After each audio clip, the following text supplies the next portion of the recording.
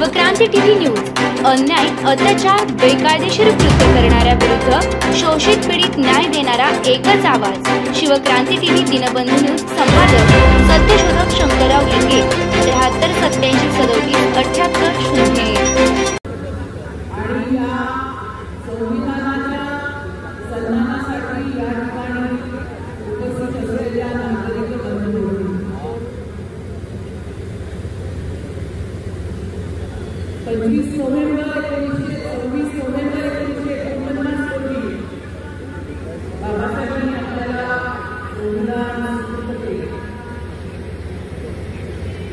त्यामुळे या संविधानाचा सन्मान करण्यासाठी आज आपण या ठिकाणी जमलो आहोत।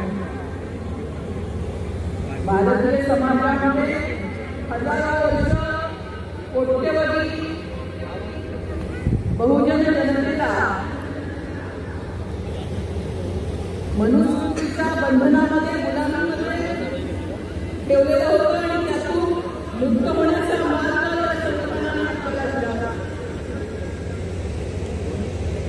आणि हा संविधानाचा मार्ग स्वीकारण्याचा निर्णय भारतीय समाजाने केला आणि 26 जानेवारी 1950 रोजी आपण संविधान स्वीकारून स्वतंत्र भारताची वाटचाल सुरू केली।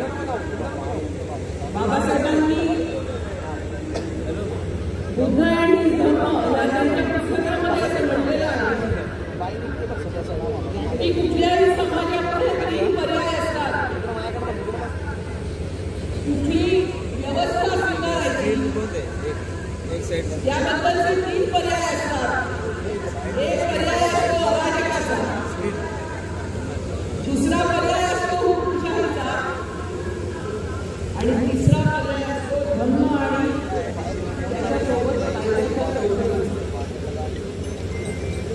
आपण तिसरा मार्ग स्वीकारण्याचा निर्णय केला, परंतु त्यामध्ये संविधानाच्या कायद्याची चौकट आपण स्वीकारली, परंतु प्रज्ञाशील आणि करुणेच्या मूल्यांवर आधारित हिंदी धर्माची बैठक या आपल्या वाटचालीला नवली आणि त्यामुळे आपण आज बघत आहोत या परिस्थितीमध्ये आज आपला देश उभा आहे। या परिस्थितीमध्ये आपण यामुळे आलेलो आहोत की एका बाजूला आपण संविधान स्वीकारलं तरी या संविधानाची अंमलबजावणी करण्याची अधिकार त्यांना दिले ते मनुस्मृतीच्या विश्वास असलेले उच्चवर्णीय राहिले। बाबासाहेबांनी 27 साली मनुस्मृतीचं ज्यांनी ग्रहण केलं त्याआधी 2 वर्ष म्हणजे 1925 साली मनुस्मृती हे त्यांचं ब्रीद आहे अशा RSS या संघटनेची स्थापना झाली आणि याला पार्श्वभूमी होती ती म्हणजे 19व्या शतकामध्ये ज्यांनी सामाजिक क्रांतीचं शिंग फुंकलं त्या ज्योतिरावांच्या चळवळीनंतर संपूर्ण देशामध्ये या देशामधला जो बहुजन आहे त्याने जागरूक होऊन या ठिकाणी एका सामाजिक क्रांतीची सुरुवात झाली।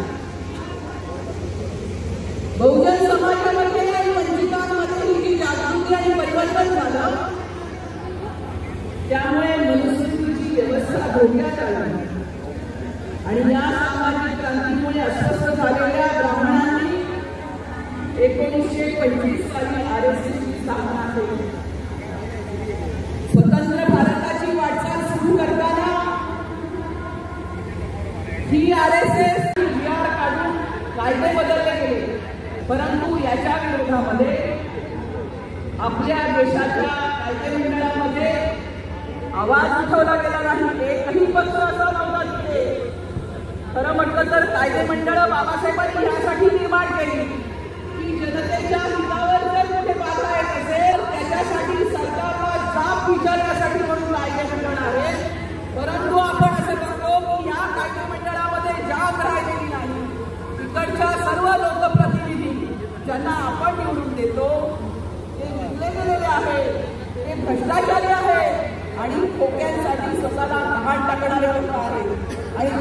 जनतेसाठी कायदे मंडळ राबवली आणि तिसरा महत्वाचा प्रश्न या ठिकाणी मांडते संपदा मुंडेंचा प्रश्न मी या ठिकाणी मांडते, जो प्रश्न सोमनाथ सूर्यवंशींच्या बाबतीत देखील उपस्थित झाला की या ठिकाणची जी व्यवस्था आहे, या ठिकाणची जी कायद्याची व्यवस्था आहे तिचं संरक्षण करण्याचं काम या ठिकाणच्या पोलीस यंत्रणेचं असलं पाहिजे.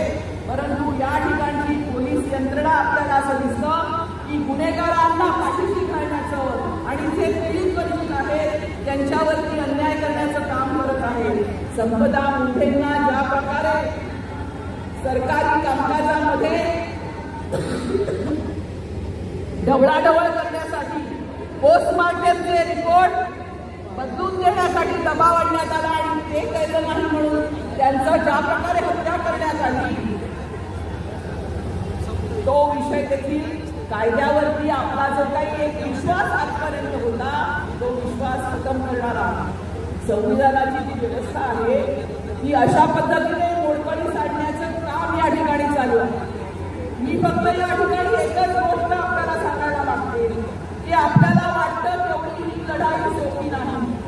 आपण काढत आहोत मोर्चे, आपण काढत आहोत अशा प्रकारच्या मोठ्या सभा, याची आवश्यकता आहे कारण आपण जागृत होण्याची आवश्यकता आहे. परंतु ही लढाई खूप मोठी आहे. प्रशासनामध्ये बसून जसं सुजातने म्हटलं की या देशामध्ये जर राहायचं असेल तर संविधानाचा कायदा मानावा लागेल. मग संविधानाचा कायदा मानायला RSSला भाग पाडणारी ब्युरोक्रेसी जोपर्यंत आपण निर्माण करत नाही, लोकप्रतिनिधी जोपर्यंत आपण निर्माण करत नाही तोपर्यंत ही लढाई आपण जिंकू शकत नाही. हे आपण लक्षात घेतलं पाहिजे. फक्त कायदे मंडळ आणि या ठिकाणच्या स्थानिक स्वराज्य संस्थांमधल्या निवडणुका जिंकून आपली लढाई संपत नाही. या लढाईसाठी खरं तर आपल्याला बाबासाहेबांना अभिप्रेत असलेला जो धर्मावरती आचरण करणारा असा माणूस आहे, हा माणूस आपल्याला घडवावा लागेल. आणि अशा लाखो माणसांचा, अशी लाखो मूल्यावर आधारित आचार करणारी आणि व्यवहार करणारी जोपर्यंत कार्यकर्त्यांची एक मोठी फौज निर्माण होत नाही, कारण आपण रक्तदानची क्रांतीवरती विश्वास ठेवत नाही. आपल्याला जर या देशामध्ये शांततेची क्रांती करायची असेल तर आपल्याकडे पैसा नाही, आपल्याकडे सत्ता नाही, आपल्याकडे संख्या आहे. पण या संख्येला देखील आपल्याला नीतिमूल्यांच्या चौकटीवरती चालण्याची शिस्त घालावी लागेल आणि अशी शिस्तबद्ध संघटनाच या ठिकाणी आपल्याला खऱ्या अर्थाने हे जे RSS आहे आणि हे जे या ठिकाणी महत्वाचे आहेत त्यांचा पराभव करण्यासाठी आपल्याला खऱ्या अर्थाने सहाय्यभूत ठरेल. ही आपण बंधीयाने याचा विचार करावा असं आवाहन या ठिकाणी मी करते आणि मी आपली रजा घेते. जय भीम, जय भारत.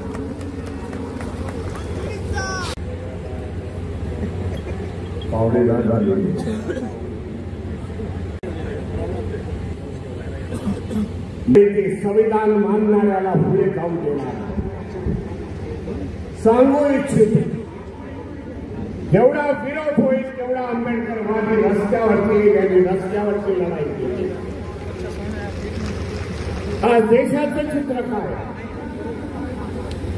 देशामध्ये या व्यवस्थेला जो विरोध होतो तो आंबेडकरी वाद्यांचा विरोध होतो. बहुजन महापुरुषांचे विचार करणाऱ्यांचा विरोध होतो. आम्ही संख्या बघत नाही, आमच्या समोर कोण आहे ते बघत नाही, कारण आम्ही भीमा कोरेगावची औलाद. म्हणून आमचा विजय निश्चित. त्या धम्ममंच गावाचं जे आज आपण बघितलं, जास्त वेळ घेत नाही, परंतु आज एकोपा जे मायनॉरिटीज आहेत त्या देशामधले मुस्लिम आज लिंगायत समाजाचे धर्मगुरू ते बसलेले. जे कर्नाटकामध्ये लिंगायत समाज भारतीय बौद्ध महासभेच्या मंचकावरती असतात. शीख धर्मियांचे धर्मगुरू आज बसलेले आहेत. एकोपाचं वातावरण आज देशामध्ये आहे यांना वाटतं. संविधानाच्या माध्यमातून त्यांचे हक्क आणि अधिकार जागृत आहे. त्यांना पुढची गंभीरता कळलेली आहे. जर संविधान या देशामधून जर गेलं, त्याची छेडछाड केली, संविधानाचं इम्प्लिमेंटेशन केलं नाही, तर आमचे हक्क आणि अधिकार साबूत राहणार नाही. लोक आज जानता है, आने वाली हमारी पीढ़ी, आने वाली हमारी जनरेशन, उनके लिए हमें झगड़ना पड़ेगा. संविधान वाचवावं लागेल, नाहीतर हीच पिढी जेव्हा मोठी होईल तेव्हा आई बाबाला विचारेल, बाबा संविधान जेव्हा बाबासाहेबांनी आम्हाला सर्व दिलेलं असताना संविधान जेव्हा निघून जात होतं सरकारच्या माध्यमातून तेव्हा काय करत होता. ही आखरी लढाई आपल्याला लढावी लागेल या देशामध्ये आणि टिकावी लागेल. एवढाच मी संदेश देतो. आपल्या सगळ्यांचं अभिनंदन करतो. वेळेचा अभाव आहे म्हणून माझ्या भाषणाला मी विराम देतो. नमो बुद्धाय. जय भीम, जय संविधान. या देशाच्या इतिहासाची पालटली जाती. त्या त्यावेळी सामाजिक क्रांतीसाठी या देशाच्या स्वातंत्र्योत्तर काळात जर कोणी ठाम भूमिका घेतली असेल, असं त्यांचं नावाचं प्रमाणे घेतलं जाईल. असे आमचे सर्वांचे लाडके नेते, आमचे सर्वांचे श्रद्धास्थान आदरणीय बाळासाहेब आंबेडकर आपल्याला मार्गदर्शन करतील. संघर्ष करो, संघर्ष करो, तुम्हारे साथ हैं.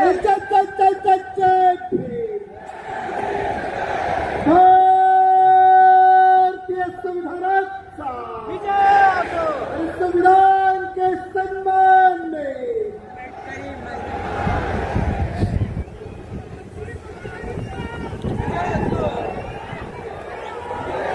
मंचावरती उपस्थित सर्व